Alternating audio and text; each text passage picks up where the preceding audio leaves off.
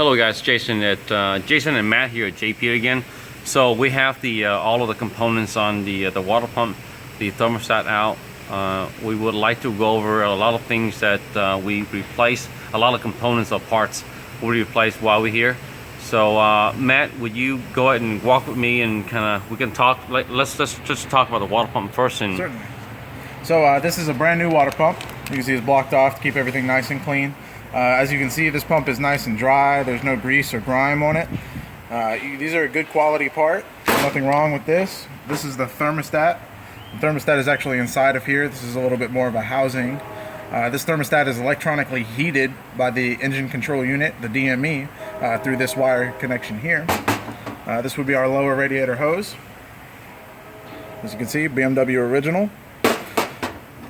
This is the hose connecting the water pump to the thermostat. Also BMW original.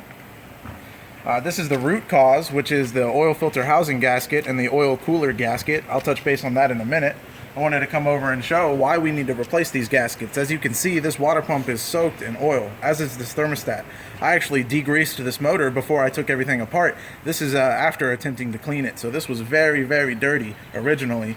And I left this hose on so you can see how it's kind of beveled up and swollen. I'm not sure if we can get this in a, yeah, it comes out good. Absolutely. You can see it's swollen up. Right. And if we look at the original hose next to it, it's real nice and smooth. There's no change in the size of the hose between here and here. So you can see this hose is swollen and waiting to burst. There's a few other hoses that we'd like to replace on this car as well.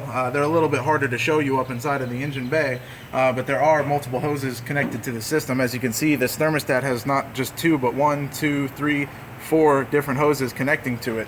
We always do our best to try and get the customer all 4 hoses. Sometimes that doesn't turn out to be the case. But on top of the engine, we have the oil filter housing gasket, which is this gasket here, and then the oil cooler gasket here. These gaskets both leak.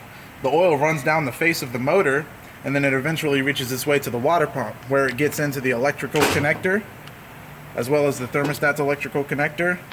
It damages the water pump and the hoses, as we previously spoke about. When the oil gets into the connector here, it throws the deviation fault, as we showed you previously. So in this particular car, we're replacing the water pump, the thermostat, the lower hose, the connector hose, and this is a turbo-specific hose. That's why it has this heat insulation. The regular 328s and 528s don't have this. This is specific to the turbos. We're replacing the gaskets to make sure that this light does not come back on.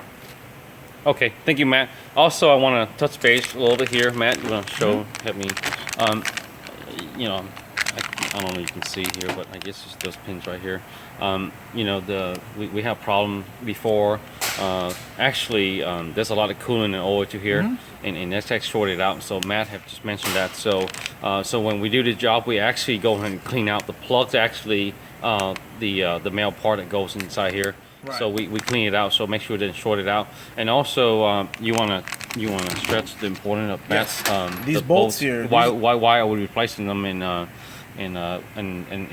what's the torque spectrum these, so that way they know.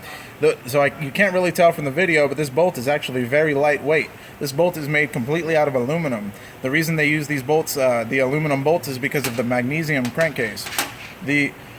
The chemical reaction to putting a steel bolt in there can cause quite a few other problems. So you have to use these aluminum bolts. The torque spec for these bolts is 10 Newton meters for the first pass. There's a second pass of 90 degrees of torque angle after that. You need to make sure that that's just right. Otherwise, the bolt could break and the pump could come just out. Cool. Thank you. Also, one last thing, make sure we use BMW coolant. Also, the mixture is half and half and whatnot. So if you don't use BMW coolant, it's going to damage the other components. So the coolant actually lube up the pump as well. So definitely use BMW coolant only on this vehicle. Thank you, guys.